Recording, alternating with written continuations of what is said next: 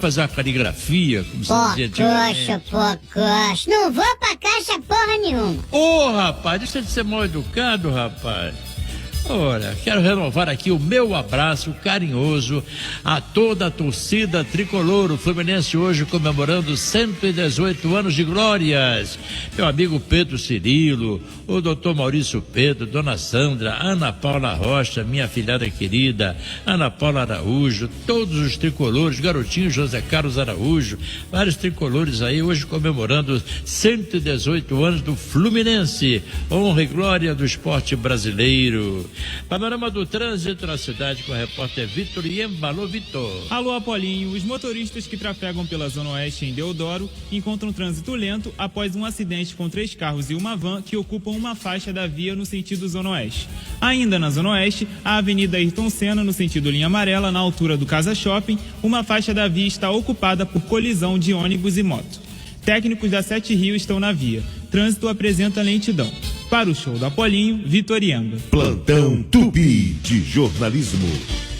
Matheus Mesquita. Apolinho, a Secretaria de Estado de Saúde divulgou há pouco relatório referente aos dados de coronavírus no estado do Rio de Janeiro. Portanto, são 12.293 mortes registradas. Eram 12.161 na segunda-feira. Já o número de casos confirmados já chega a 145.121 casos. Antes, eram 141.005 casos. Portanto, foram 132 óbitos e 4.107 casos novos registrados nas últimas 24 horas. A taxa de letalidade está em 8,4%. A Secretaria de Estado de Saúde esclarece que os casos e mortes que foram registrados no mais recente boletim não propriamente ocorreram nas últimas 24 horas, mas sim foram incluídos no sistema nessa faixa de horário. Para o show do Apolinho, Matheus Mesquita.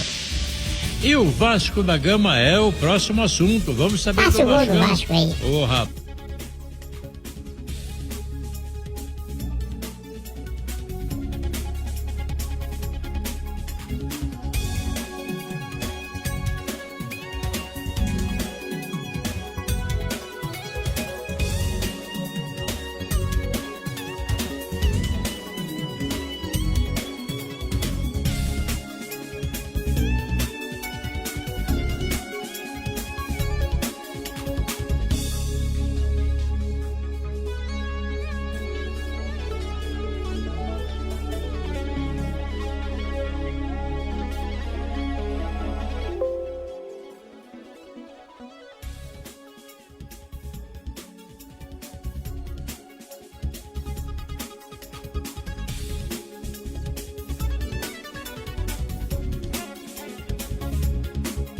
Aqui na Rádio 2 de Julho, você fica sempre bem informado.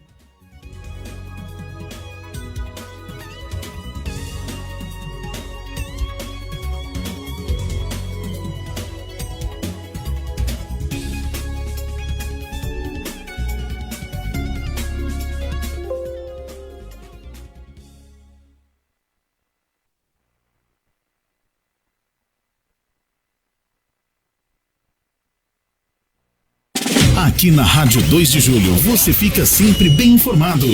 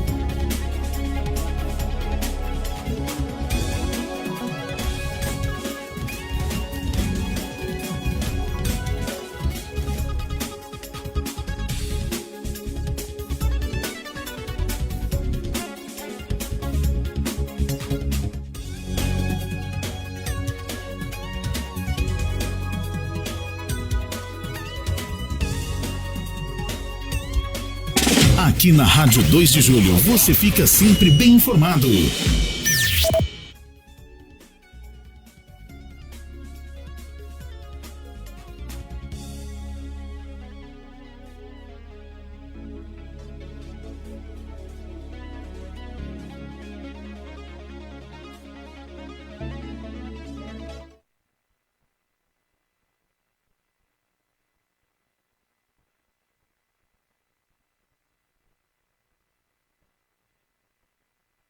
Oi, pai.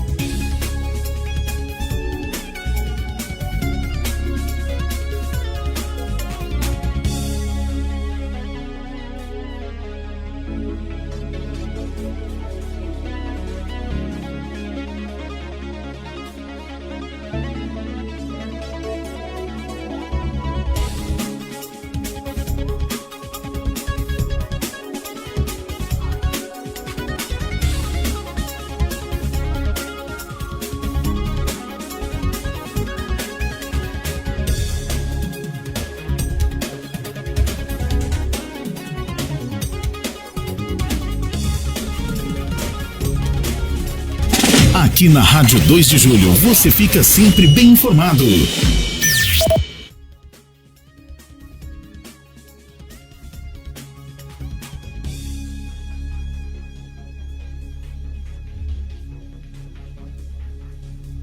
Aqui na Rádio 2 de Julho, você fica sempre bem informado.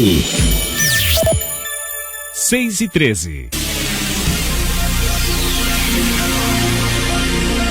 Você vai ouvir o programa Opinião, imparcial e objetivo, destacando os principais acontecimentos de Alagoinhas, da Bahia, do Brasil e do mundo. Dentro de 5 segundos, programa Opinião. Você bem informado.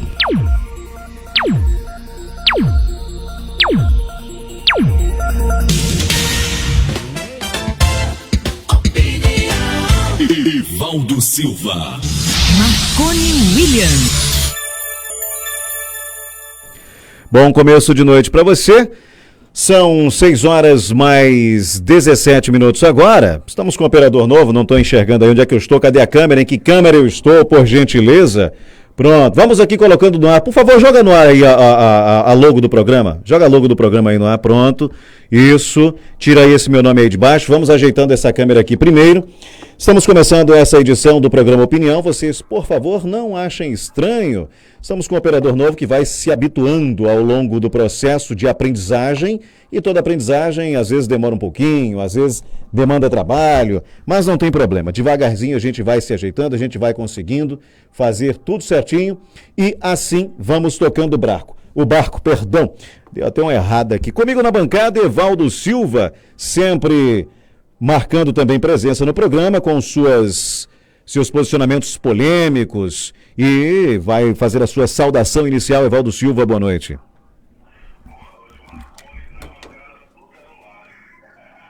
Mas eu quero desejar a todos os nossos ouvintes uma excelente noite. Eu quero saber como é que está. Hoje eu mudei o equipamento, Marconi. Coloquei um fone diferenciado aqui para ver se eu consigo ter retorno e poder falar com mais desenvoltura. Se por acaso o áudio não estiver chegando legal,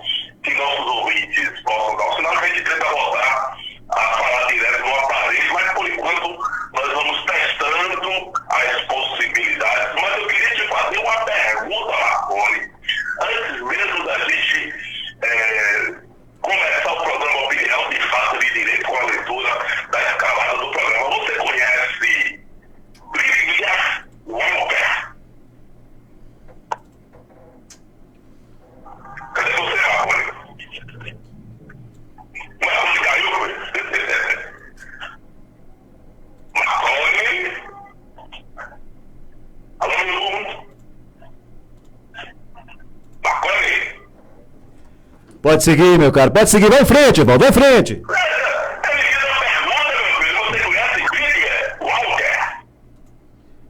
Esse garoto foi, que há alguns dias atrás, salvou, ele tem apenas 6 anos de idade, ele salvou a irmã de um ataque de cães ferozes.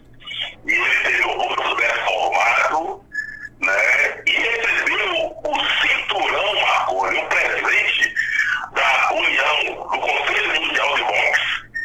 Entregou a ele o cinturão, simbolizando anomalias pelo fato dele ter defendido a sua irmã contra a transferência. Esse rapaz, esse jovem, já começa, ele ficou com o rosto deformado em virtude dos ataques dos cães, e ele começa a história da vida dele já demonstrando ter amor por uma mulher, a sua irmã, e por ter atitude de homem, né, já com 6 anos de idade, que foi enfrentar os cães e salvar a sua irmã do ataque. Então, o programa de hoje começa já homenageando um jovem, um garoto de 6 anos que realmente merece ter o título de campeão mundial de boxe, Marconi. Pois é, vai seguindo você aí com algum destaque seu, que eu tô ainda dando as coordenadas aqui para o nosso operador novo. Nós vamos então hoje roubar a cena de Marconi e vamos de escalada do programa Opinião, que hoje terá como as manchetes: Senado pede hipótese suspeita de busca e apreensão em gabinete de Serra. Rio quer que Justiça reconsidere decisões sobre hospitais de campanha. Saiba o que fazer para recuperar o direito a saque de R$ 1.045 do seu FGTS. O Brasil é admitido como observador no Fórum Internacional de Transportes. Hoje é terça-feira, Marconi, ouvinte do programa Opinião, 21 de julho de 2020. Nós estamos nesse momento com a temperatura de 26 graus, muitas nuvens, chuva, mas amanhã, quarta-feira, dia de Campeonato Baiano, começa o sol e aumenta de nuvens de manhã, pancadas de chuva. À tarde e à noite, entre 16 e 29 graus na Bahia, no Brasil, no estado mais lindo desse país. Sinto muito para aqueles que realmente não conseguem compreender. Mas a terça-feira está sendo marcada, Marconi, ouvinte do programa Opinião, pela votação do FUNDEB. Ontem nós falamos sobre educação, falamos sobre o FUNDEB, falamos da importância, né, dessa votação hoje, e agora estávamos assistindo a sessão onde a relatora estava falando sobre o FUNDEB. A gente fica olhando, pensando, analisando, percebendo tanto amor que esses políticos têm pela educação. Aí eu tentei fazer uma pesquisa rápida aqui, Marconi, quantos senadores foram governadores, quantos deputados federais foram secretários, governadores dos seus estados, quantos foram prefeitos nas suas cidades. Isso é uma pesquisa mais demorada, mas eu tentei fazer de forma rápida, porque o que a gente vê de greve de professores com salários atrasados, que não recebem o piso salarial que deveriam receber. Será que existe tanta preocupação mesmo desses políticos com a educação para estar nessa ânsia de voltar ao FUNDEB hoje? Claro que é importante a votação do FUNDEB, é importante que não perdamos esse incentivo aos profissionais de educação, claro que é importante, mas queriam pegar 40% do PIB, gente, queriam abocanhar muito mais do que já existe. Eu estava fazendo uma pesquisa rápida mesmo, por curiosidade, na fala da relatora Marconi, ouvinte do programa Opinião, quando ela falou de poucos estados que recebiam o FUNDEB, e o FUNDEB foi uma criação, já tem alguns anos, acho que 10 anos já de criação do FUNDEB, e essa preocupação com a educação não se estendeu, agora vai se estender para todos os estados, vai ter um valor lá em 2026 de 23%, vai ter um valor alto, muito alto, 70% vai ficar para o salário dos professores na educação, mas chegará realmente essa educação aos mais necessitados? A infraestrutura, eu vou continuar falando sempre isso, a infraestrutura que nós temos na educação, na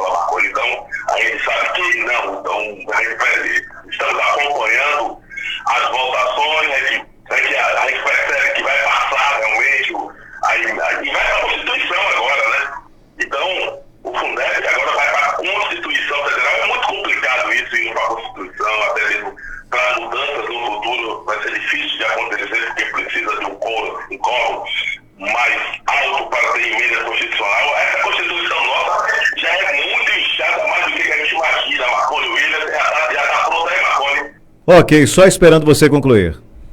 Então, meu filho, vamos de pauta, que senão... Pronto, e vou pedir para que você, se não tiver como estar num ambiente com menos eco, com menos barulho, você refazer a ligação, tá bom?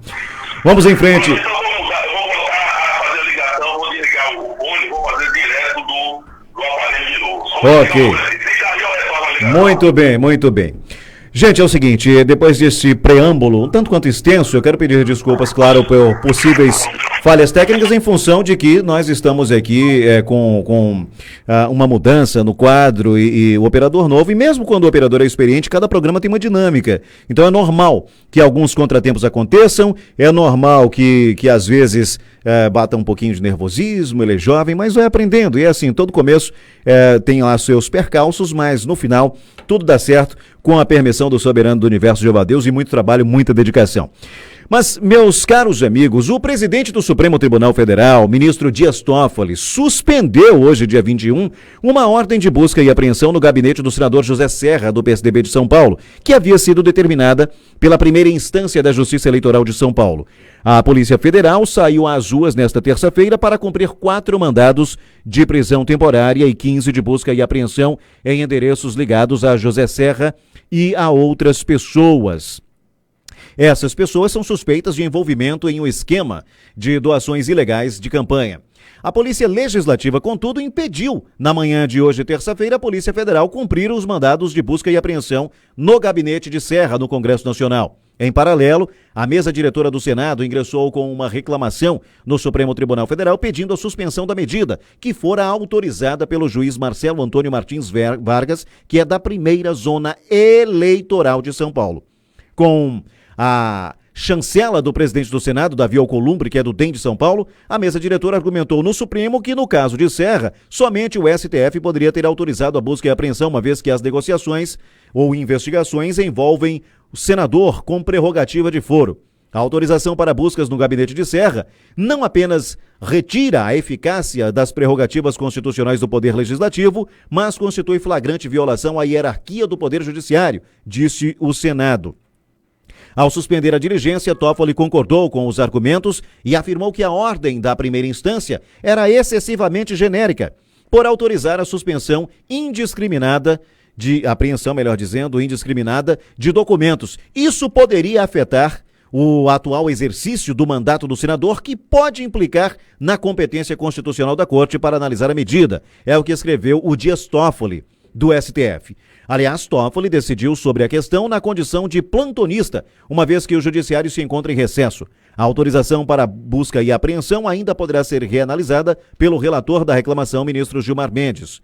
Bom, segundo as investigações do Ministério Público, que tiveram como base o depoimento de colaboradores, fundados indícios apontam que Serra teria recebido doações eleitorais não contabilizadas, ou seja, caixa 2, na ordem de 5 milhões de reais na campanha dele ao Senado em 2014. O caso chamou atenção e ele tramitou no STF, só que foi remetido à Justiça Eleitoral no ano passado, depois que o Supremo considerou que os fatos narrados seriam anteriores ao mandato do senador. E assim não estariam cobertos pela prerrogativa do foro parlamentar. A decisão de enviar o caso à primeira instância teve como base um entendimento mais restrito sobre o foro privilegiado, que o Supremo passou a adotar desde maio de 2018, segundo o qual somente devem permanecer na Corte os casos praticados durante e em função do mandato parlamentar.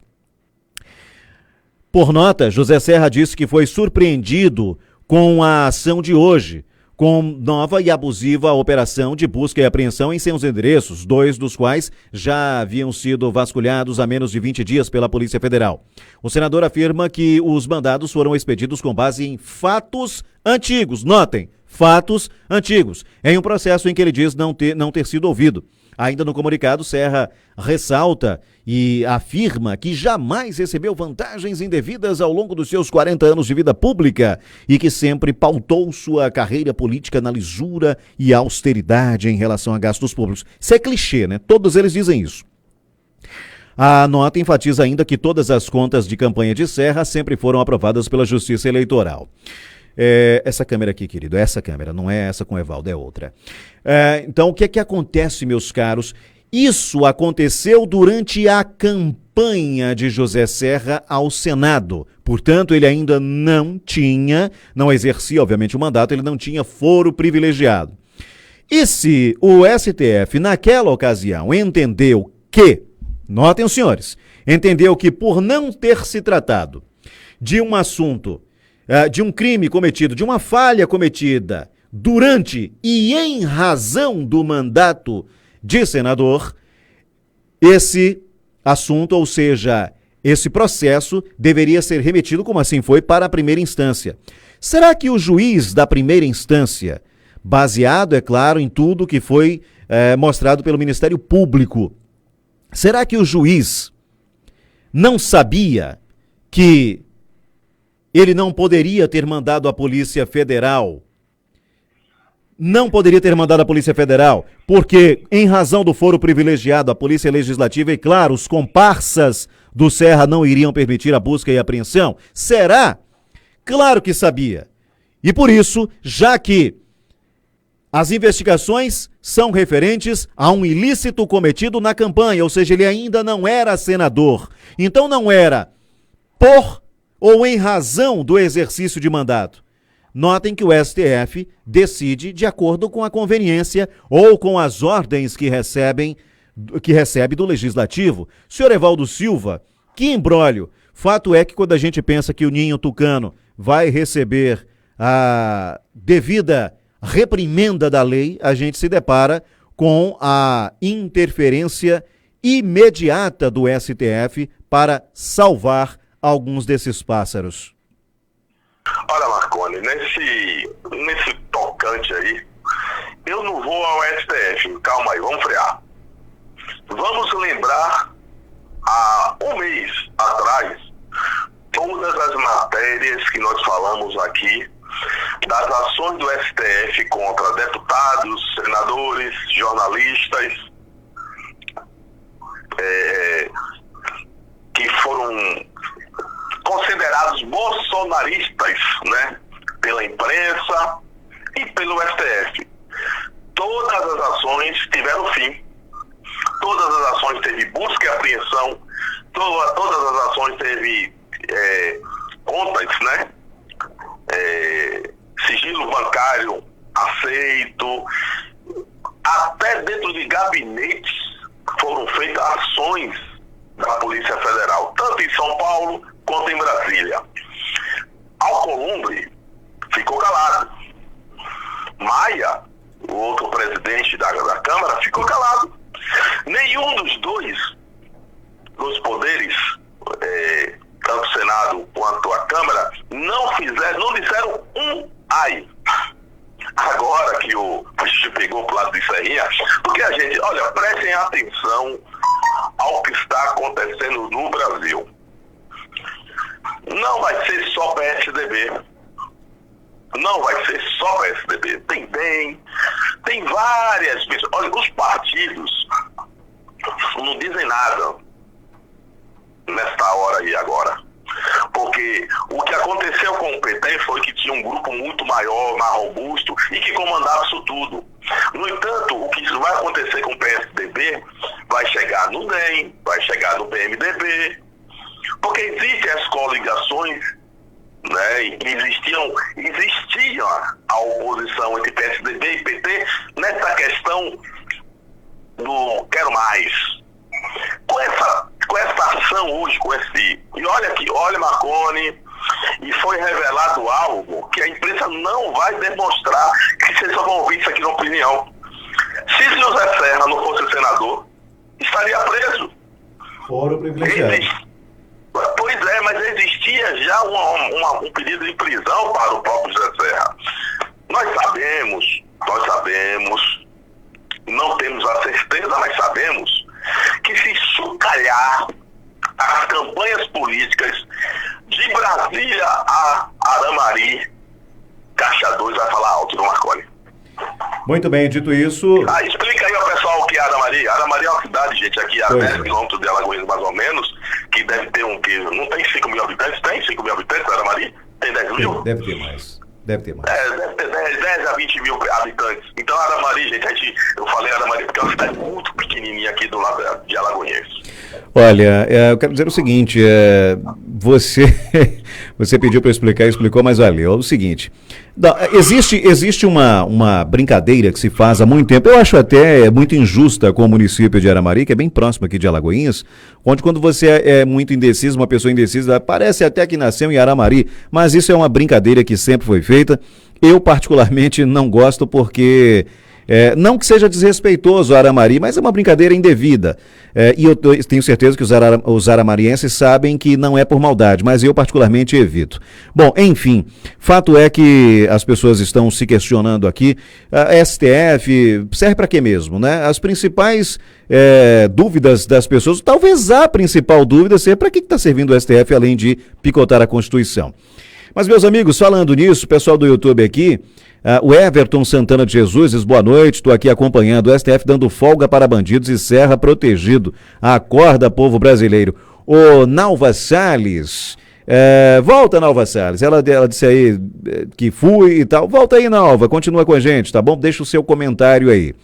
Algumas pessoas já se manifestando aqui através do Facebook e já eu vou ler essas mensagens, claro, agradecendo a cada uma dessas pessoas pela gentileza. Antes, porém, mais algumas notícias, algumas informações para você ficar, obviamente, por dentro dos fatos mais importantes ou daqueles mais relevantes. Olha, o Brasil foi admitido como membro observador do Fórum Internacional de Transportes, o ITF, na sigla em inglês, da Organização para a Cooperação e Desenvolvimento Econômico. O anúncio foi feito ontem, dia 20, pela articulação. O status de membros observador tem validade de 2 anos, renovável por igual período, e permitirá ao Brasil participar das atividades do Fórum. Com 60 países membros, o ITF promove pesquisas, discussões e intercâmbio de experiências sobre políticas públicas em todos os modais de transporte: ferroviário, rodoviário, hidroviário, dutoviário e aeroviário, claro. De acordo com o Ministério das Relações Exteriores, ao participar como observador da articulação, o Brasil terá maior acesso às experiências internacionais na área de transportes e poderá compartilhar com outros membros exemplos de políticas públicas bem-sucedidas no setor. O Itamaraty disse ainda que, embora não seja um requisito formal, a admissão do Brasil como membro observador aprofunda mais as relações com a OCDE, cujo pedido de ingresso foi feito pelo Brasil em 2017. Aspas, embora não constitua aí um requisito formal do processo de acesso à OCDE, a adesão ao fórum aprofunda ainda mais o relacionamento do Brasil com a organização e está alinhada com o propósito do governo brasileiro de constante aperfeiçoamento regulatório. Fecha aspas. Bom, aí é um trecho da nota do Ministério das Relações Exteriores. Bem, esse fórum discute, como eu disse instantes atrás, os modais de transporte. E aí vamos a alguns deles. O Brasil não é modelo em nenhum. O Brasil não tem ninguém aqui anterior a este governo, e nem este governo ainda tem moral nem cabedal para falar de alguma política pública relativa ao setor que sirva de modelo. Tem de modelo a não ser seguido. Você conhece, já fiz essa pergunta várias vezes, quantas empresas de transporte rodoviário no Brasil? São muitas, não são? São muitas. Agora, quantas você conhece de transporte ferroviário? Acabaram com as ferrovias. O transporte ferroviário ele é mais rápido, mais ágil, mais seguro e mais barato. Isso não é importante para um sistema maléfico, um bando de pilantras que acabou com a ferrovia desde o senhor Fernando Henrique Cardoso, porque não dava para fazer tantos esquemas. Não dá para várias empresas do ramo explorarem a mesma malha ferroviária. Diferentemente do transporte rodoviário, onde tem uma cadeia produtiva que muita gente ganha. De dono de recalchutadora, a ambulância, a empresas de fiscalização de radares, os pedágios, famigerados pedágios, a funerária, tudo. Os esquemas de fazer os tapa-buracos, enfim. E eu espero que esse governo não crie expectativas, mas eu espero que esse governo consiga fazer com que o Brasil retome a pujança que outrora já teve no transporte ferroviário. Repito, mais ágil, mais rápido, mais barato e mais seguro. Para os senhores terem uma ideia, em média, um trem, uma composição, pode retirar de uma tacada só, no mínimo 50 caminhões grandes das estradas. Ah, mas aí o desemprego e os motoristas... Não, senhor. Não, senhor, porque o trem não vai em qualquer lugar buscar a carga. Ele precisa do transporte rodoviário para a carga chegar até ele na maior parte das situações, na maior parte dos transportes.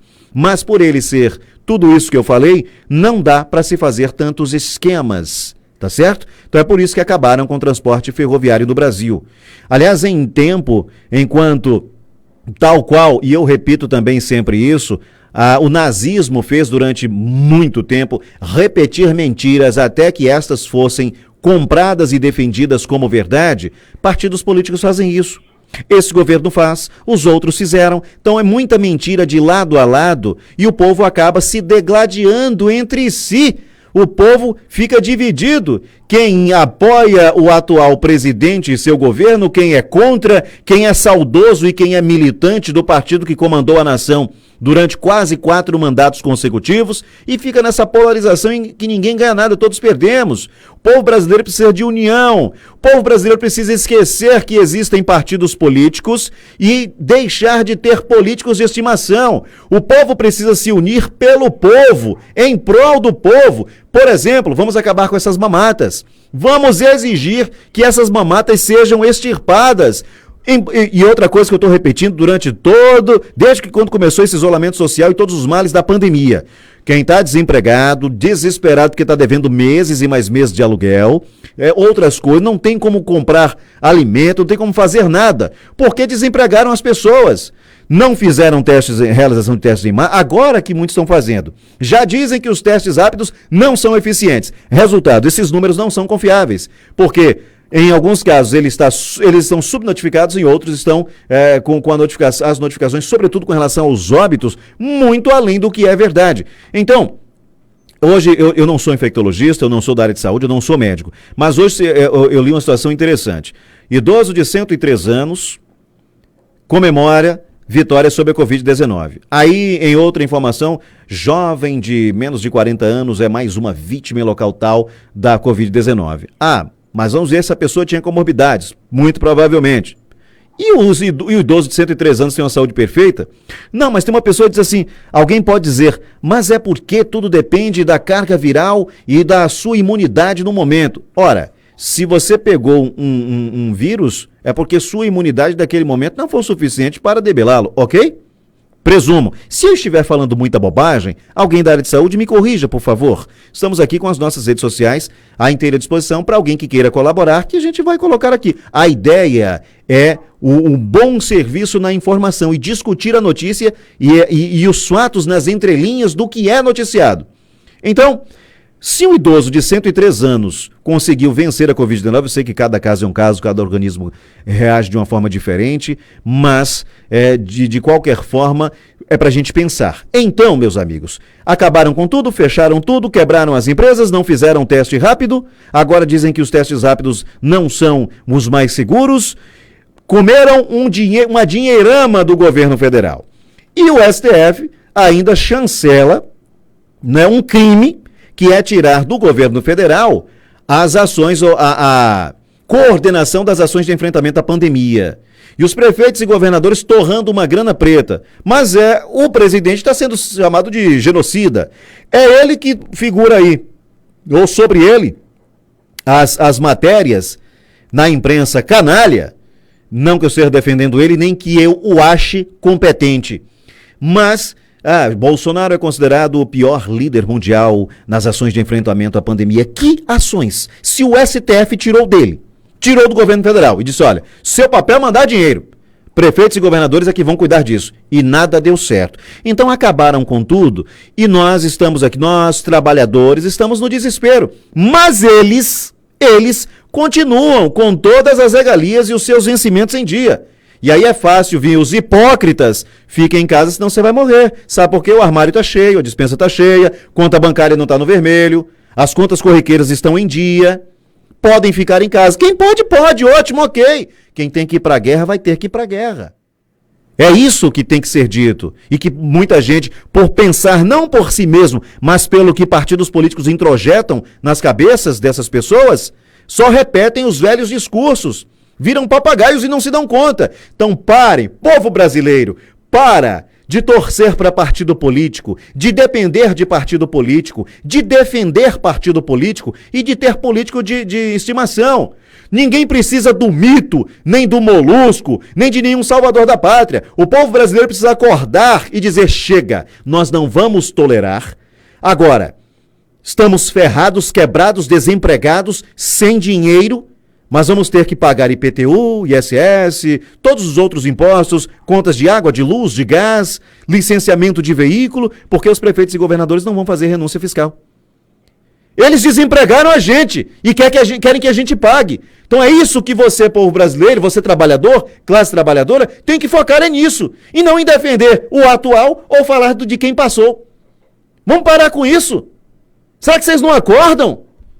Não tem partido nem político nenhum que dê jeito nessa nação, porque não é importante para eles, não é interessante. É o povo que vai ter que se organizar em movimentos apartidários. Não tolerem, só por sugestão, nenhuma bandeira político-partidária, nenhuma participação de nenhum político. Porque quem teve chance e não fez, não merece credibilidade, não merece confiança.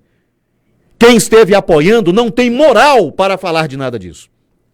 Para voltar para o assunto em questão, acabaram com a ferrovia, tá aí. As rodovias, a maior parte da malha viária é acabada, gente morre todo dia, porque um buraco numa BR, numa rodovia de grande circulação de veículos, é um absurdo! E você paga caríssimo para adquirir o veículo, paga caríssimo para mantê-lo, paga caríssimo para abastecê-lo, o dinheiro que é de tudo que você tem que pagar para manter e ter o direito de usar, porque o veículo não é seu, a gente paga uma anuidade ao governo federal, que é uma imoralidade esse licenciamento. Todo ano. É imoralidade. É tributação. E ninguém alerta para isso. Aí você ainda é obrigado a rodar numa rodovia, a transitar numa rodovia perigosa, mal projetada, mal construída, muitos trechos sem sinalização. Quando tem um trabalho, um cala-boca, como se diz na Bahia, para enganar trouxa, aquilo ali custa bilhões, a gente é que paga.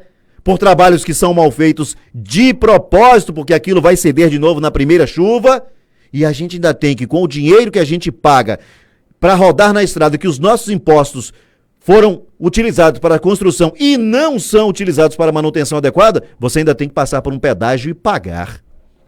E aí tem gente que fica defendendo o mito, tem gente que fica defendendo o presidiário, quer dizer, não é mais presidiário que não está preso, mas é um condenado, que Luiz Inácio Lula da Silva é um condenado, mas não está preso, mas é condenado. Outros ficam defendendo outros políticos. Vamos parar, gente, porque se eles defendessem o povo, nossa situação não seria essa. Então é só uma sugestão para ver se o povo se alerta, senhor Evaldo Silva. Pois é, Marconi, e eu tenho acompanhado sobre a questão do Ministério da Infraestrutura, da reforma das rodovias. Eu vi um vídeo dessa duplicação da 101 entre Aracaju e Maceió, a qualidade do asfalto, essas coisas. Vi um vídeo também falando sobre a ferrovia leste-oeste, das pontes, dos viadutos, acompanhando essas falas. E hoje, conversando com um amigo nosso, que também vive e sobrevive também do transporte, porque sua produção precisa do transporte, né? Seja por caminhões, seja por navios, seja por trem. E é claro e evidente o quanto que o governo tem feito de investimento para facilitar que os produtores possam usar as vias e rodovias e ferrovias além do mar para seu transporte, diminuindo os custos. É importantíssimo para um país ter vias e rodovias bem feitas, bem asfaltadas e que dure o tempo previsto dos contratos. Infelizmente, eu costumo dizer sempre, né, que Alagoinhas é uma cidade azarada, porque a duplicação parou antes de Alagoinhas.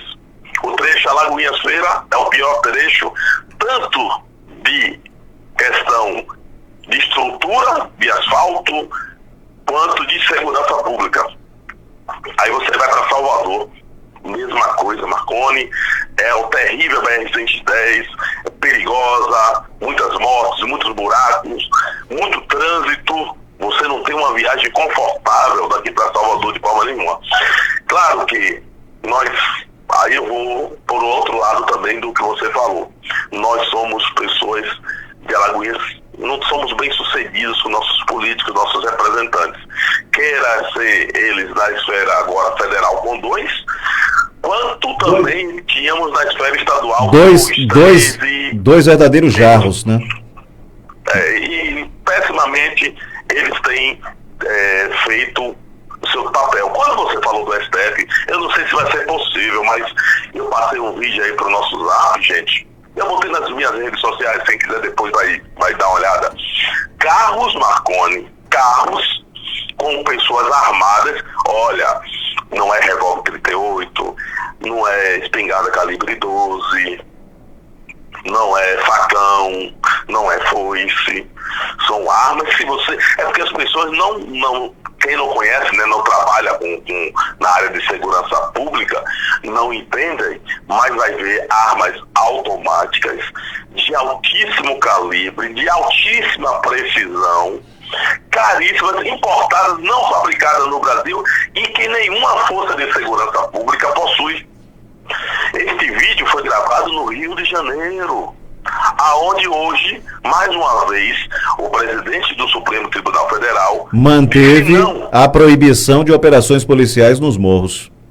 Pois é, mais uma proibição nos morros. Continua a proibição, enquanto Gilmar Mendes está nos bares em Portugal, tomando umas e outras. E as pessoas que são brasileiras que estão lá em Portugal estão filmando, estão assediando ele, estão chamando ele de tudo quanto é nome. Não vai ter paz, Marconi. Essas pessoas que vivem hoje fazendo este mal nesse país não vão ter paz, mesmo que eles saiam do Brasil, porque ele mora em Portugal, está lá tomando. Olha, aqui você tem que usar máscara, aqui você não pode ir para bar, aqui tudo isso é STF.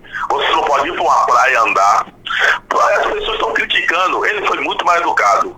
Aquele desembargador, muito mais educado.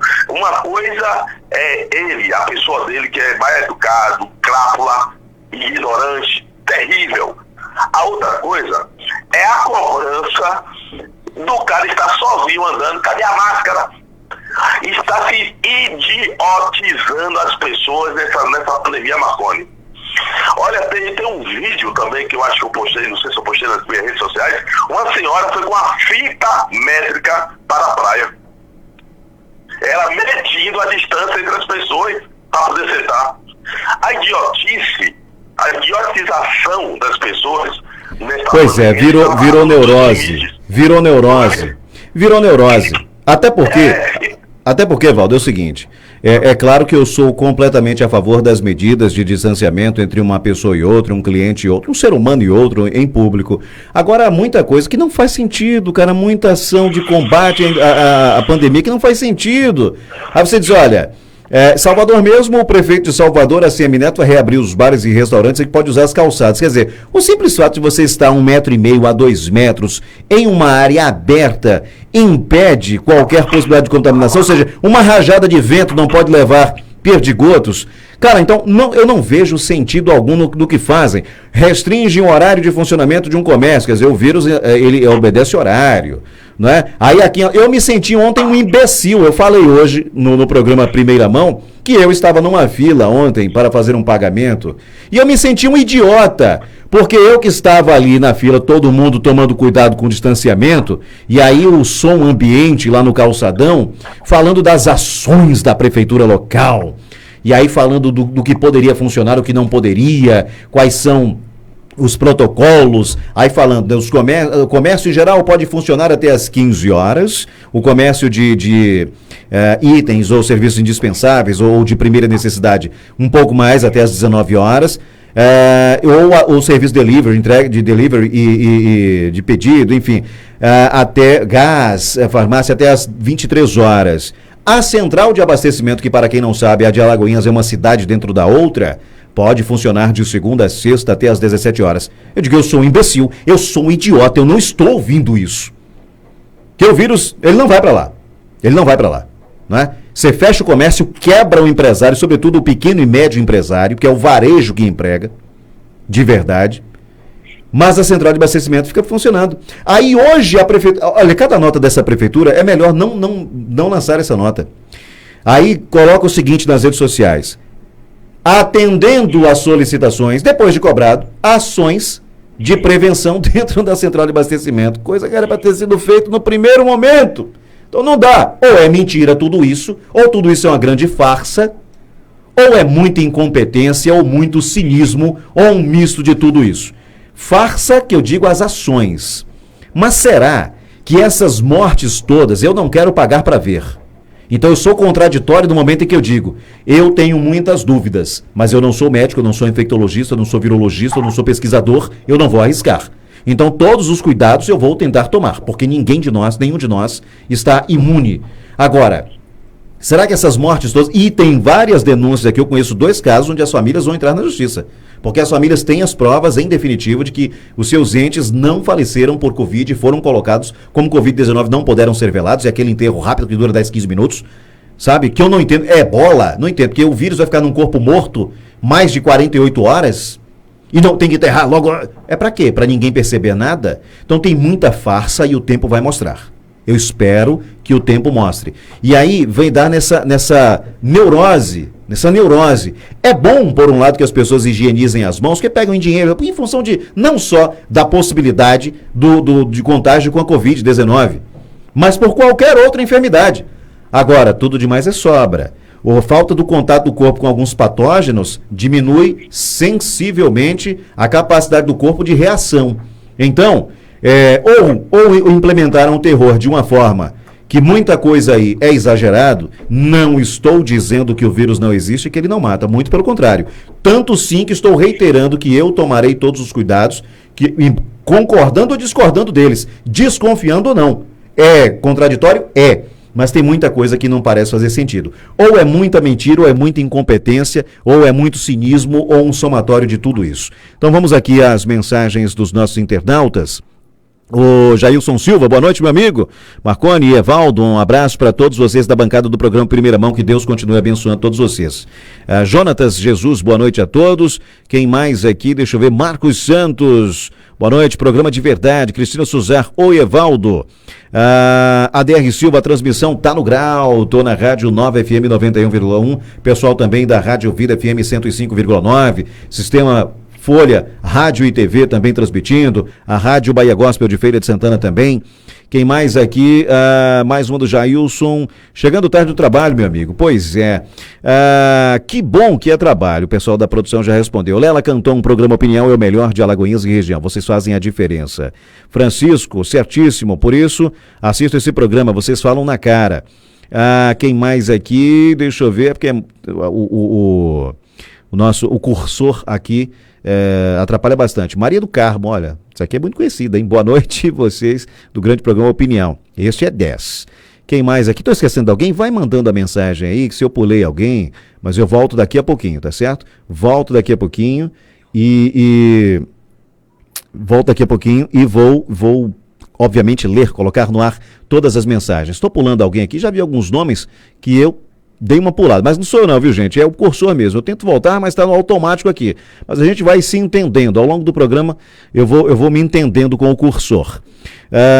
Você que ainda não enviou a sua mensagem, pode enviar. Nós estamos com lives no Facebook, no YouTube. Não está seguindo ainda a página do Programa Opinião no Facebook? Segue aí. Programa Opinião /, clica no sininho, ativa as notificações, você receberá um aviso instantaneamente todas as vezes que fizermos postagens ou fizermos as nossas lives, tá bom? Olha, eu quero reservar esse tempo restante para dizer o seguinte: o Programa Opinião fez uma enquete, perguntou de forma bem sucinta, objetiva às pessoas que nos acompanham o seguinte: quem você acha que será o próximo prefeito de Alagoinhas? Vou repetir. Quem você acha que será o próximo prefeito de Alagoinhas? Em nenhum momento perguntamos em quem você votaria ou em quem você vota. Não queremos que ninguém adiante votos. E aí, colocamos os nomes daqueles que se colocaram como pré-candidatos e o resultado é que 41% das pessoas responderam o seguinte: que acredita que o próximo prefeito será o ex-prefeito Paulo César. Esse foi, não vou citar os outros porque o percentual é muito pequeno, a diferença é muito grande, 41% Paulo César, Luciano Sérgio ficou com 1%, Juscelio Carmo 0%, João Henrique 11%, e aí onde eu quero chegar é o seguinte, depois eu vou, aliás nós já está lá evidente para todo mundo nas nossas redes sociais o resultado, mas é que o atual prefeito Joaquim Neto recebeu também 41%, com especificamente aqui 9.509 votos, mas circulou um vídeo nas redes sociais mostrando que alguém, vou repetir aqui, que eu não acredito que o prefeito saiba disso, mas prefeito, alguém na sua equipe está trabalhando tão mal que está te prejudicando. E alguém utilizou robôs para votar no atual prefeito. E esse vídeo que está circulando nas redes sociais é muito claro. A cada 5 minutos, ou 1 minuto, ou 2 minutos, quando atualizava a página, vários votos. Isso de madrugada. E nos outros não. E a gestão do atual prefeito aqui é considerada pífia pela maioria absoluta das pessoas que acompanham. Então, o que eu quero dizer com isso? Em função deste imbecil, que é um idiota, a pessoa, né? A pessoa que se utilizou desse tipo de expediente aí é uma alienada, uma pessoa alienada, completamente imbecil, que achou que ninguém ia descobrir. E eu quero agradecer muito às pessoas que entraram em contato, inclusive quem fez o vídeo está de forma anônima, pelo menos para mim, e que avisou isso. Automaticamente, o que a produção fez? Os votos atribuídos ao atual prefeito Joaquim Neto estão invalidados. Então, a gente não sabe quantos desses votos atribuídos a ele foram feitos por robôs. Então, automaticamente, Joaquim Neto está alijado, ou seja, está excluído dessa nossa enquete. É claro que isso não vai fazer nenhuma diferença para ele, nem sei se ele soube dessa enquete. O programa Opinião não tem interesse nenhum em meter o bedelho de fato na eleição. Repito que nós não pedimos para ninguém adiantar votos. Você acha que quem ganha? Quem é que você acha que ganha? Pronto. Não é em quem você vota, em quem você prefere. Não, a pergunta não foi essa. Quem você acha que deve levar? Eu posso votar em alguém, mas acho que a coisa está complicada, deve ganhar ciclano. Ficou bem claro. Então, prefeito Joaquim Neto, repito, o senhor não deve sentir nenhuma falta dessa enquete, mas o programa Opinião é extremamente sério, é independente e não admite esse tipo de expediente. Então, pela lisura do processo, que, repito, não vai lhe fazer nenhuma diferença, o senhor não precisa disso, isso não vai, de fato, impactar, acredito, em sua campanha, nem em sua avaliação, para sim ou para não, se é que cabe a expressão, mas esses 9.509 votos creditados ao senhor, não sei quantos desses proferidos ou colocados por um robô, estão completamente invalidados. Então, o vencedor da enquete, excluindo os 41% atribuídos ao atual prefeito, ficou o vencedor da enquete, ou seja, para 41% do eleitorado ou das pessoas que responderam, essas pessoas acham que o próximo prefeito será Paulo César. Quem vai dizer, claro, são as urnas quando forem abertas e computados os votos. Ou quem não pontuou aí, quem não teve os votos atribuídos a seu nome, pode ser que venha a ser o próximo prefeito, ninguém sabe. O eleitorado vai decidir, é no dia da eleição e provavelmente, claro, como se trata de um voto eletrônico, no mesmo dia já vai saber. Então, por enquanto, para mim, é uma incógnita. Não faço aqui nenhum tipo de avaliação, não pertenço a nenhuma empresa de pesquisa, no instituto de pesquisa. O Opinião não fez pesquisa eleitoral. Então, eventualmente, aqueles que, poxa, você disse aí que tem 0% ou 1%, pode ser que você, ou o seu preferido, que aqui não pontuou, seja o próximo prefeito ou prefeita, com uma larga vantagem de votos sobre o segundo colocado. O que está acontecendo aí, meu querido? Então, isso não quer dizer absolutamente nada. Foi uma pergunta inocente e muito objetiva, tá certo? Para que não pincem frases fora de contexto para usar em outros textos com outros pretextos para tentar imputar até crime eleitoral a algum hoje pré-candidato. Irênio Pacheco, grande Irênio Pacheco, o Reginaldo Rossi da Bahia. Parabéns, você está falando pura verdade, como sempre falou. Valeu, meu querido. Até que, enfim, em Alagoinhas surgiu um profissional de imprensa para falar a pura verdade. Concordo plenamente com tudo que você falou. Alagoinhas precisa de profissionais da comunicação. Enfim, obrigado, querido. Obrigado mesmo pela sua gentileza enorme. Eu fico muito feliz. A responsabilidade é muito grande mesmo, mas temos excelentes profissionais de imprensa, e eu aqui só me coloco na condição de um profissional que se dedica a fazer o seu trabalho. Não estou dizendo que outros não o fazem, acredito que fazem sim, mas assim como você me tem essa credibilidade, ou acredita a mim essas palavras, pelas quais eu agradeço de coração, tem uma porrada de gente também que não suporta o meu trabalho. Então assim, uns gostam, outros não, e vamos em frente. Dione França, família França assistindo, boa noite. Dione, meu querido amigo, ex-colega de trabalho, mas eterno colega de profissão, com quem aprendi muito e continuo aprendendo.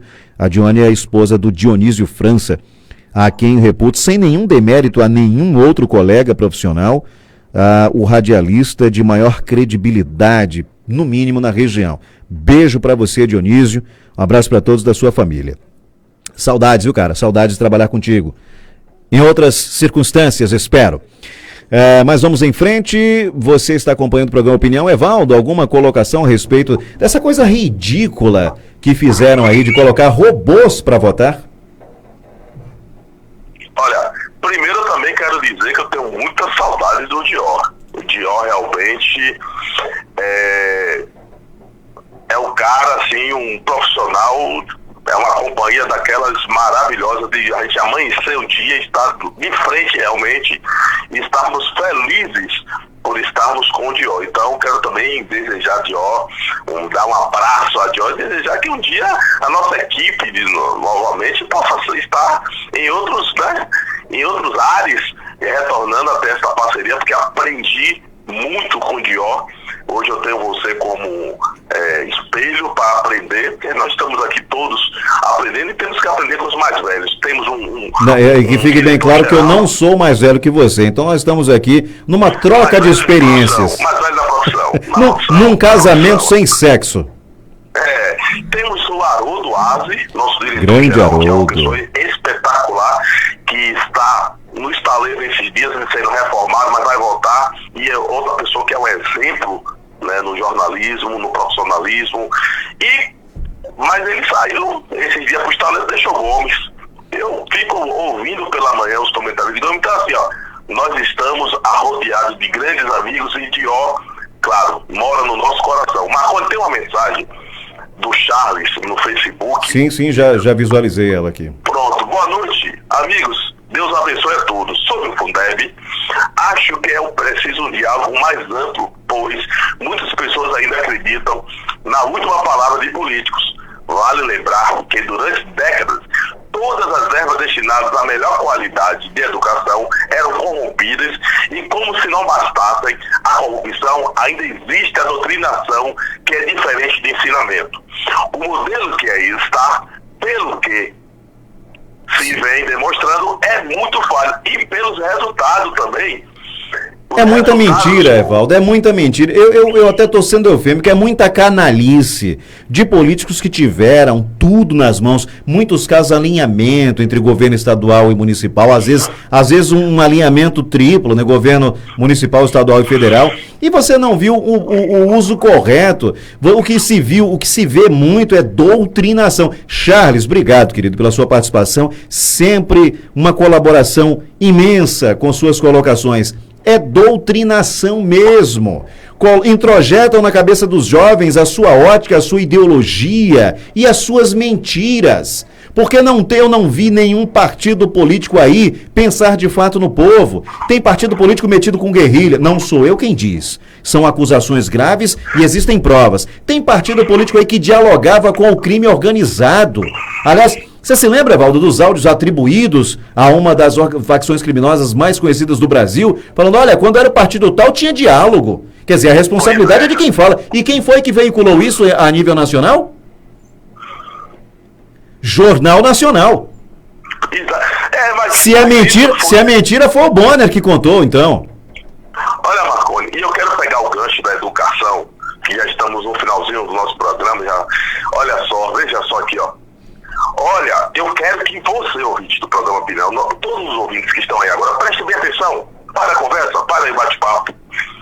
Pare o bate-papo aí, aumente o seu notebook, o seu som, o seu celular, preste atenção a esta manchete E eu quero que você faça uma análise daquelas para fechar a noite. Olha só, Marconi, apesar da Covid-19, o ensino no país avança. Vou repetir. Por favor. Apesar da Covid-19, vírgula, o ensino no país avança. Você acredita nisso, Marconi? Absolutamente não. Olha só, agora eu vou ler um pouquinho da matéria para vocês entenderem o que é que está por trás da votação do Fundeb, o que é que está por trás das vacinas que estão chegando no país, vindo via governo de São Paulo, as manifestações que existem quando a gente fala, as pessoas, não sei se as pessoas já compreenderam o que é globalização. E os que estão aí atrás do comunismo, eu acho que as pessoas já sabem, né? Um governo único no mundo, a lei única no mundo, que é os globalistas. E existem pessoas que têm interesses, porque, olha essa matéria, Marconi, que eu vou ler. Vou ler para vocês entenderem parte dessa matéria. Entidade filantrópica, o que é uma entidade filantrópica, Marconi? Sem fins lucrativos. Mas é criada pelo bilionário George Soros. Lehman. Do Lehman Brothers. Os irmãos Lehman Brothers.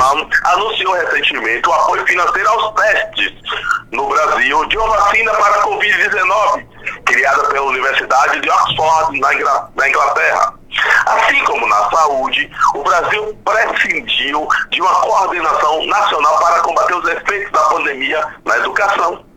Diz o advogado Daniels, diretor executivo da Fundação Lehman, há 9 anos. Desde março, a ONG tem fechado parcerias com governos estaduais para garantir aulas virtuais a mais de 12 milhões de estudantes de escolas públicas. Aí você pergunta, quanto está custando isso? E quem são esses governos estaduais? Quem são esses secretários que estão fechando com a Fundação Lehman, que é uma fundação globalista, fundação que quer realmente abocanhar tudo nesse país? E aí, será que realmente os estados e essa manchete é verdadeira, gente? Você que está aí, ó, vocês não estão vivendo em outro país não, gente. Vocês estão vivendo no Brasil. Você que está aqui em Alagoinhas, você que está em Catu, Candeias, Salvador, qualquer outro lugar, você consegue fazer uma análise rápida se a educação no seu bairro realmente avançou, na sua família. O que é que em 2020 essa geração aprendeu? Aliás, que educação em 2020, Evaldo, com a pandemia e o isolamento social, qual é a possibilidade de melhora, de avanço? Zero. Mínimo, Marconi. Mínimo não, zero. Não há possibilidade. Mas no mínimo se manteve um contato entre alunos e professores, e o mínimo se conseguiu de avanço individuais, pontuais em alguma criança. Eu discordo, respeito sua opinião, mas não vejo nenhuma possibilidade. Porque eu estou convivendo isso dentro de casa com a questão de aulas virtuais. Não tem como. Não tem como. Eu estou falando do ponto de vista. Tem crianças específicas que estão dedicadas ao estudo. Do ponto de vista quantitativo, que serve para embasar qualquer tipo de estudo que eventualmente venha a comprovar se houve ou não qualquer avanço, é impossível.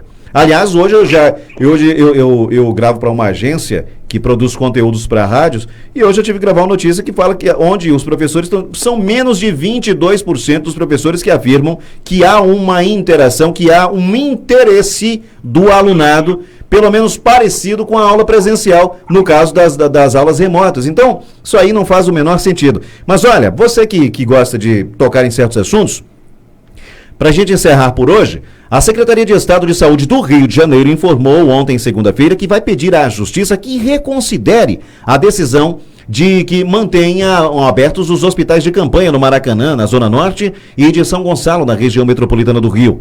Este é o segundo município do Rio com maior densidade geográfica e com vários problemas sociais. A primeira decisão, da última sexta-feira, dia 17, foi da juíza Aline Maria Gomes Massoni da Costa, da 14ª Vara de Fazenda Pública do Rio, que intimou o governo do Rio de Janeiro a cumprir a decisão da 25ª Câmara Cível de manter em funcionamento e cumprir com todas as obrigações, os hospitais de campanha do Maracanã e de São Gonçalo. Na decisão, a magistrada estabeleceu ainda que o Hospital do Maracanã continue recebendo pacientes e, caso não o faça, pagará multa de R$2.000 por hora de descumprimento, a ser imposta pessoalmente contra o governador Wilson Witzel e o secretário estadual de saúde, o Alex Busquet. O Instituto de Atenção Básica e Avançada à Saúde, o IABAS, não permitiu que os servidores contratados pela organização social fossem pagar seus pertences nos armários e acabaram demitidos através de e-mail ou WhatsApp. Os funcionários com os salários de junho e julho atrasados realizaram 2 manifestações, a primeira no sábado, dia 18, e a segunda hoje, dia 21, em frente ao Hospital de Campanha do Maracanã, usando faixas e cartazes contra o governo do estado e a Secretaria Estadual de Saúde. Em nota enviada hoje, a Secretaria Estadual de Saúde do Rio de Janeiro esclarece que foi notificada da decisão judicial e que os hospitais seguem ativos e em condições de receber pacientes se necessário, como apoio e contingência aos leitos regulares da rede hospitalar. A secretaria frisa, como afirmou na última sexta-feira o secretário Alex Busquet, que as unidades não foram desativadas e estão sob a administração da Fundação de Saúde. Os hospitais seguem ativos e em condições de receber pacientes, caso necessário, como apoio e contingência aos leitos regulares da rede hospitalar. Assim, a Secretaria de Saúde pedirá ao juiz que reconsidere sua decisão. Na nota da Secretaria de Saúde do Estado do Rio de Janeiro, a Secretaria informa ainda que os pacientes foram transferidos de forma preventiva para unidades bem aparelhadas e dotadas de leitos especialmente preparados para atender pacientes com Covid-19. Que loucura! Isso porque o IABAS notificou sua decisão de interromper o funcionamento dos hospitais de campanha a partir de sábado. As transferências foram feitas de modo seguro e por decisão médica, solicitadas através da Central Estadual de Regulação. Em outra decisão da Justiça, a 4ª Vara Cível de São Gonçalo estipulou no sábado, também da semana passada, dia 18, que uma eventual interrupção da operação hospitalar lá do Hospital de Campanha de São Gonçalo acarrete uma multa diária de R$20.000. Mesmo com a decisão da Justiça, o hospital foi totalmente esvaziado no dia 19, no domingo. Uma paciente de Covid em estado gravíssimo chegou a ser colocada na ambulância para ser levada para outro hospital. Com a falta de ar e a taquicardia, a ambulância teve que voltar ao hospital de campanha, mas a paciente não resistiu e faleceu. Uma vida, quem é que paga? Qual o valor? Qual a quantidade de dinheiro para devolver essa vida? Nenhuma, não é essa? Então, as 2 decisões atenderam a recursos do Ministério Público e da Defensoria do Estado. Por meio de nota, o IABAS informou em reunião realizada ontem, segunda-feira, que a Fundação Saúde reconheceu que cabe a ela, na condição de interventora do contrato de gestão, e aí tem o número do contrato, 027/2020, os pagamentos de salário e serviços prestados nos hospitais de campanha, a partir do dia 2 de julho, quando foi decretada a intervenção. Em reunião, ficou acordado que o IABAS demonstrará que não possui recursos suficientes para pagar salários e fornecedores, para que então a Secretaria Estadual de Saúde faça os repasses ao Instituto para quitar os débitos. Gente, pelo amor de Deus, quanto é que custaram esses hospitais? E aí desativa esses hospitais, não pagam os funcionários, demitem por e-mail ou WhatsApp, fazem transferência, a regulação de pacientes para hospitais com maior capacidade. E para que porcaria foram feitos os hospitais de campanha, com um custo milionário, para transferir depois para outros hospitais mais bem preparados? Então não precisava deles. E aí, nesse negócio, uma pessoa morreu. Meu Deus do céu! Senhor Wilson Witzel, o senhor merece ir para o inferno, não é nem para a cadeia. Evaldo. Entendo a sua indignação, mas tome o suco de maracujá, porque até o final deste ano, Marconi, nós vamos ter sérios problemas em todo o Brasil com o dinheiro do Covid, com o Covidão. E isso inclui cidades da Bahia, do Nordeste, principalmente em virtude de tudo que acontece na nossa região. O quanto a miséria na nossa região prevalece para eleição, até rimou, né? Então, o que está acontecendo no Rio de Janeiro eu acho que a justiça não deveria impor a manter aberto. Manter aberto e os gastos não tá tendo. Se fechou é porque não tá tendo paciente. Existe uma crescente dos casos.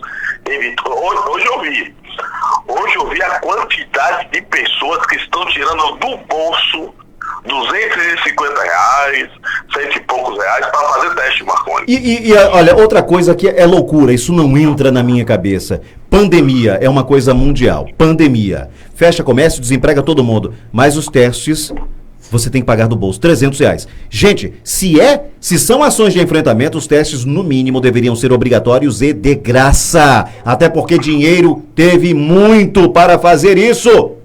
Muita grana. E como é que o plano de saúde não é obrigado a custear quem tem o plano de saúde? Paga pra quê? Chega numa pandemia, não pode usar? Uma outra coisa, tem um barulho esquisito aí. Ó, vamos ver esse negócio da... Isso, muito bem agora. Um retorno aí meio maluco, mas já ficou legal. Então o que acontece? E aí quem não tem nem plano nem nada vai ter que se lascar para pagar R$300 quem já não está recebendo nada. Esses caras, prefeitos, governadores, esses que estão fazendo isso, vocês merecem um inferno. Vocês têm que se lascar, como a população está lascada agora. Mas para isso, a população de cada uma dessas cidades tem que tomar vergonha na cara. E nunca mais conceder a nenhum dos senhores um único voto. Olha, o Jean Ornelas aqui, enquanto o povo definha à espera da merreca do auxílio emergencial, Jair Bolsonaro desfila em carros de luxo e motorista particular acenando para seus idólatras. Ô, Jean, eu acho que não precisa eu comentar isso aqui, né? Evaldo, quer falar alguma coisa? Ô, Marconi. Tô ouvindo, cara. Pode falar? Deve falar, porque já precisamos ir embora. Veja só, eu tenho mais 2 comentários para fazer, para encerrar minha participação e desejar a todos uma belíssima noite. Olha, eu vou ler, depois eu digo de onde eu estou lendo. O Fundeb é um conjunto de 27 fundos que distribuem os recursos da educação em todos eles da federação, diminuindo desigualdades regionais no campo da educação. Isso está lá no Twitter do PT, porque está sendo aprovado, claro, o Fundeb. Não seria diferente a aprovação do Fundeb, sobe de 10% para 20% a participação do governo federal, mas a esquerda já levantou a bandeirinha dizendo que eles é que estão conseguindo o Fundeb. E, pasmem, o Fundeb antes não alcançava todos os estados, não, só alcançava alguns estados e principalmente a Bahia, que vai ganhar muita grana. Outro assunto que eu quero deixar bem claro aqui aos nossos ouvintes e entender, Folha de São Paulo, Marconi, Folha de São Paulo.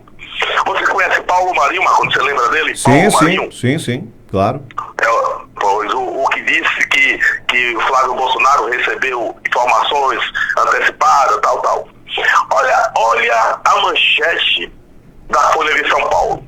Relações políticas de preso pela Polícia Federal, presos hoje, né, o dono da Qualicorp, sim, que é o dono do helicóptero que caiu, o filho de Serra, o Qualicorp, José Pierre Filho, convidava Lula para Réveillon, Alckmin para casamento, patrocinou evento de Dória e se aproximou do grupo de Bolsonaro. Agora veja só qual é a manchete. Relações políticas de preso pela PF inclui Lula, Dória, Alckmin e suplente de Flávio Bolsonaro.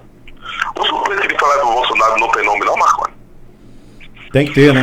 Tem que ter. Eu quero encerrar minha participação hoje para as pessoas entenderem o quanto que a imprensa, mesmo recebendo, tendo resultados como a Globo e outras.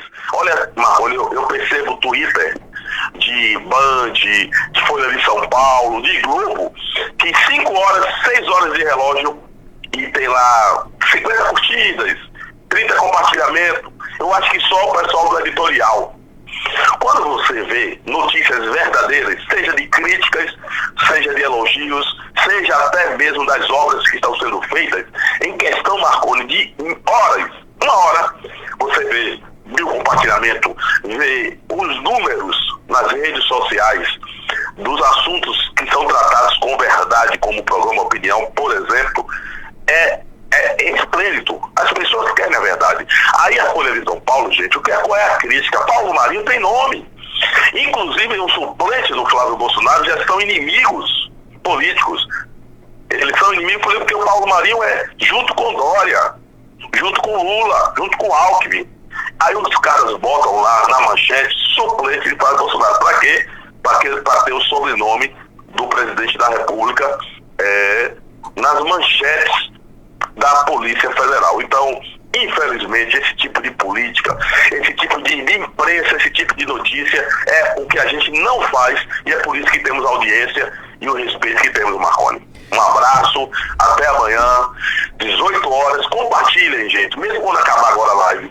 Acabou o jornal, compartilhe, faça com que chegue mais, porque eu estou bloqueado no Facebook, estou compartilhando via o YouTube. Faça as pessoas que não gostam de assistir o Facebook, que vão para o YouTube da Rádio 2 de Julho, que acompanhem pela Rádio 2 de Julho, que compartilhem pelo YouTube da Rádio 2 de Julho, porque realmente fazer jornalismo no Brasil não é para qualquer um, viu, Marconi? Difícil, valeu, até amanhã, é complicado. Estão bloqueando todos os nossos perfis. Estão bloqueando todos os nossos perfis e a gente sempre teve acima de 2.000 visualizações, no mínimo, sem pagar um centavo ao Facebook.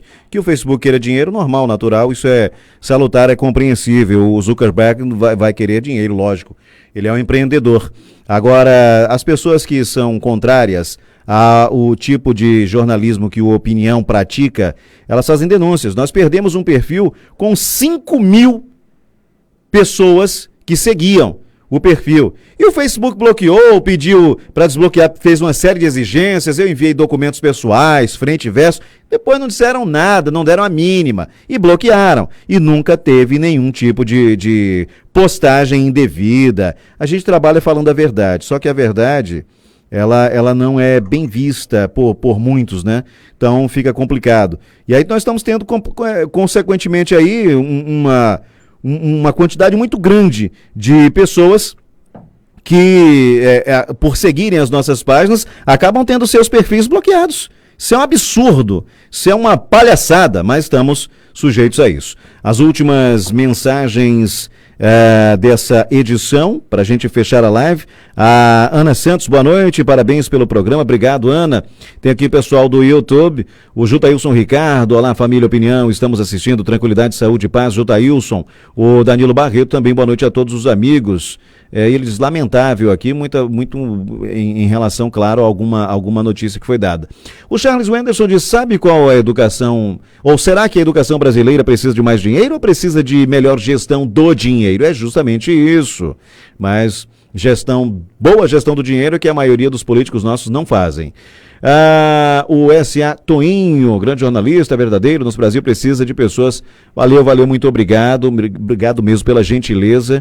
E que orgulho poder saber que tem pessoas que gostam do programa. Espero que a gente, quando eu digo a gente, nós aqui do programa, continuemos a merecer, claro, com muito empenho, com muita dedicação, um pouco da atenção de vocês. O Charles diz que eu fico aliviado em poder acompanhar grandes jornalistas. Valeu, Charles, brigadaço mesmo. Cristiano Suzar falou tudo.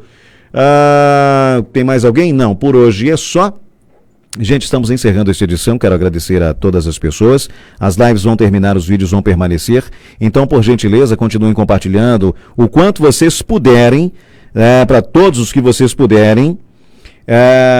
Nós esperamos que as pessoas que recebam essas notificações ou que recebam essas indicações feitas por vocês também façam da mesma forma, e assim a gente vai trazendo cada vez mais e mais pessoas para não só acompanhar, mas para participar. Aqui é um jornalismo interativo.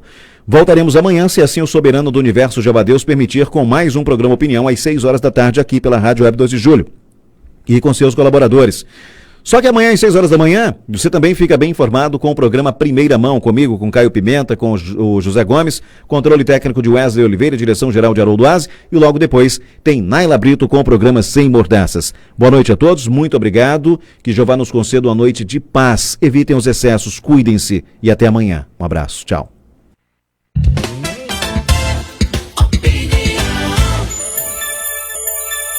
7h28.